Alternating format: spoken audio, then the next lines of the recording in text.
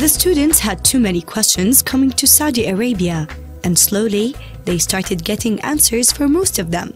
However, one of their main concerns were related to political matters, so we had to pay a visit to our gracious host, Prince Turki bin Faisal, the chairman of King Faisal's Center for Research and Islamic Studies, who opened both his heart and home to the students.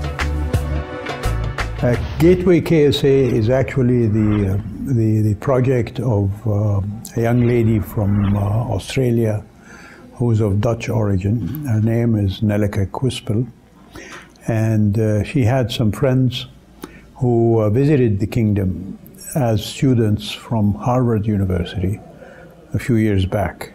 And she heard so much from them about their visit and how much they enjoyed it, that she decided to come to the King Faisal Center for Research and Islamic Studies and propose that the center invite students from many universities around the world to come and do a trip in Saudi Arabia. Not only to get to know in terms of touristic attraction, but also to engage with the Saudi people, the Saudi culture, and the Saudi way of life.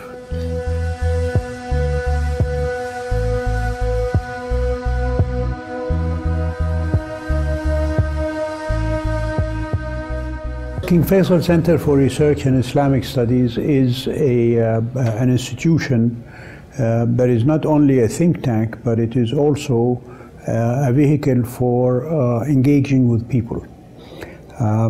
Its main ethos, if you like, is following in the footsteps of the late King Faisal, when he was asked just a day before he died what he thought Saudi Arabia will be like in 50 years. And his answer was that I hope that Saudi Arabia will be a wellspring of radiance for humanity.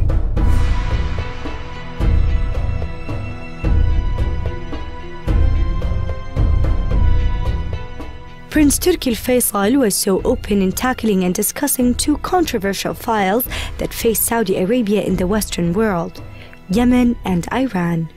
Briefly, in the last 5 years or so, Yemen went through the so-called Arab Spring, beginning in 2011, and the kingdom with her GCC partners that are Qatar, Bahrain, Kuwait, the UAE, and Oman, worked with the Yemeni government and the international community through the United Nations to establish, to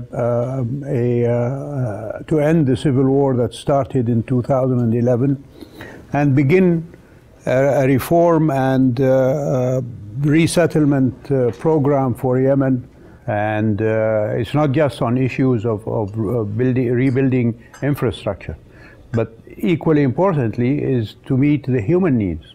One of the parties to the Yemeni political makeup are called the Houthis. The Houthis are a derivative of an Islamic sect, the Shia sect, but a very particular derivative of it, a very small minority within it, but they have very strong links with Iran. There was just a couple of days ago, 3 days ago, a UN report that verified the contribution of Iran to the Houthi military capability that runs counter to the United Nations Security Council Resolution 2216, which called for an embargo of arms to the Houthis. One of the first statements made by Khomeini when he came to power in 1979 was that he would like to see that all the Shahs in the area deposed, like he succeeded in deposing the Iranian Shah. And of course he considered the king of Saudi Arabia as a Shah or a king. So we've been living with that attitude from Iran since 1979. The point I'm making is that we're bound by our geography. And so we have to deal with these issues because they affect us directly. And we're much closer to these events than Europe or America or Australia or Brazil. So their impact is very much more immediate on us than it is on other places. And that's why in taking actions to meet these challenges that we have around us, sometimes we have to do it in a manner that seems unexplainable or perhaps a bit rash or unprogrammed. After Prince Turki al-Faysal's political talk, we had dinner and we got ready for our next stop in the cities of Saudi Arabia, which was Al-Ula.